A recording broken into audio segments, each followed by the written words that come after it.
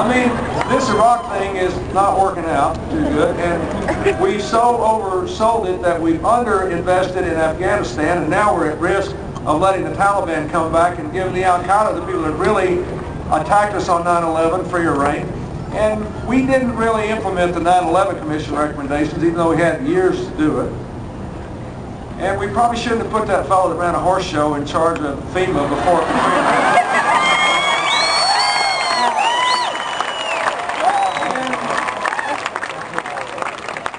Unlike Arizona, this is a very weird national economic recovery. We've had 5 years of economic growth, 5 years of worker productivity growth, a 40-year high in corporate profits, average CEO paying 369 times the average employee.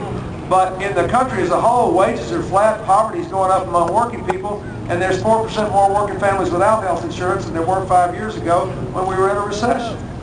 So we got a problem. And then we got this Abramoff deal. That's kind of embarrassing. And we said Karl Rove only knew the fella casually, and turned out he'd had 485 contacts with the White House, but he's a shy man. You got to meet him 486 times before he knows. So, really, those 6 federal judges out west, they attacked us in the last 2 months. 6 from the bench because we ignored the law, but we don't like those laws. And we're in, so we pick the ones we like and the ones we don't. Of course, we don't let anybody else do that, but we do. Because part of our deal is there's one set of rules for us and another for everybody else. So we got a real problem, but you still have to vote for us. Because if you vote for those Democrats, you know how they are. They will tax you into the poorhouse. On the way to the poorhouse, you will meet a terrorist on every street corner. And when you try to run away, you will trip over an illegal immigrant.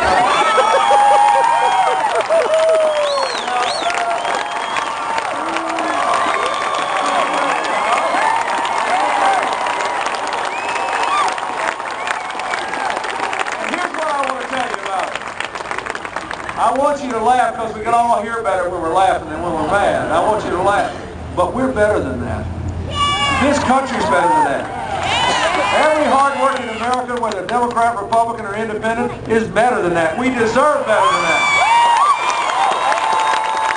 Our founding fathers pledged their lives, their fortunes, their sacred honor to what? To form a more perfect union. Not to find a new way to divide us, not to find a new way to terrify us, not to find a new way to get us from thinking, stop us from thinking, so we would just be like Pavlov's dog, just automatically, just voting for the same old fearmongers. We're better than that. That's what this whole election is about. A political position is still a job. I don't care if it's president, senator, congressman, governor. It's a job. And when it's all said and done, about the only thing that matters is whether people are better off when you quit than when you started. And all that hot air rhetoric, it just vanishes into the air. The reason Janet Napolitano was headed for a huge re-election victory is that people are better off at the end of her term than they were at the beginning.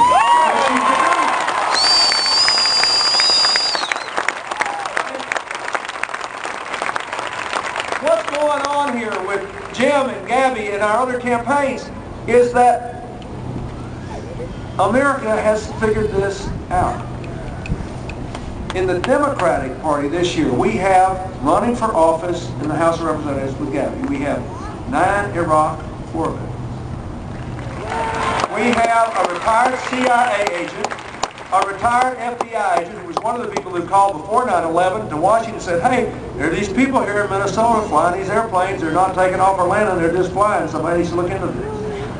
Running for Congress is a Democrat. We have a 3-star admiral who was my principal military advisor, assigned to the Pentagon in my first term, then commanded an aircraft carrier battle group, conducted combat operations against Saddam Hussein when he kicked the UN inspectors out, and against the Al-Qaeda in Afghanistan when they murdered all those people in the African embassy bombings. These people are running as Democrats. We have President Reagan Navy Secretary, the most highly decorated Vietnam veteran from his class at Annapolis, running for the Senate in Virginia as a Democrat. He's going to win.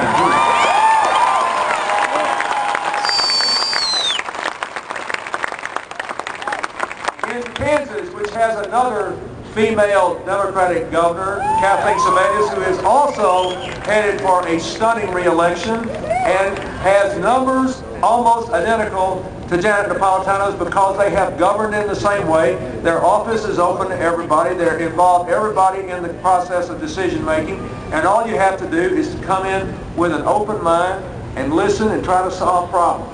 Doesn't matter. In that state, 11 Republicans changed parties to run for office as Democrats. In a state George Bush carried 2-1 2 years ago.